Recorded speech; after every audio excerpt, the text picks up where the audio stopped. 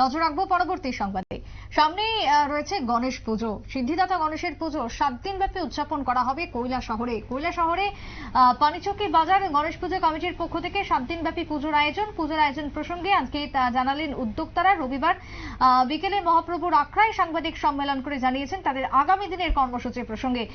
সংগঠন বা আয়োজকদের পক্ষ থেকে ঠিক কি বক্তব্য উঠে এসেছে কৈলাসহরে, শুনুন।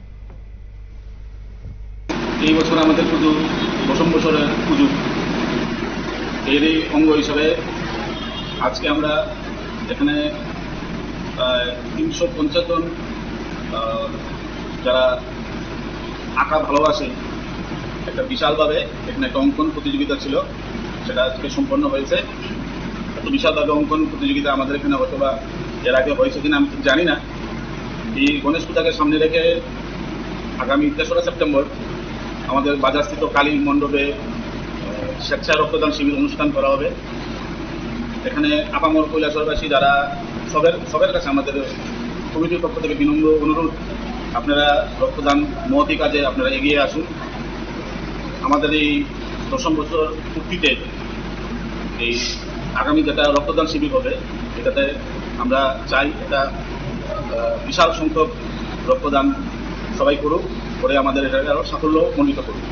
রক্তদান শিবিরের পর আগামী 6 সেপ্টেম্বর 7 সেপ্টেম্বর আমাদের গণেশ চতুর্থী উৎসব, সেটাকে সামনে রেখে 6 সেপ্টেম্বর সন্ধ্যাবেলা বর্ণাঢ্য র্যালি অনুষ্ঠিত করা হবে, যেটা আমরা অধিবাসের ঘরেই চলি। এই বর্ণাঢ্য র্যালিতে আপনারা প্রত্যেক বছর দেখেছেন একটা বিশাল সংখ্যক লোক সমাগম হয়। আমরা এবার আশা করছি এখানে বিশাল সংখ্যক লোক সমাগম হবে এবং এই গণেশ পূজাকে ধরে প্রত্যেক দিন সন্ধ্যার সময় যেটা আমরা প্রসাদ বিতরণ করি, 7 তারিখ থেকে সেটা শুরু হবে, এটা 12 তারিখ অবধি চলবে।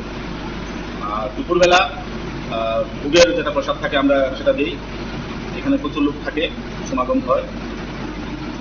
আর 13 তারিখ আগামী 13ই সেপ্টেম্বর সন্ধ্যার সময় গণেশ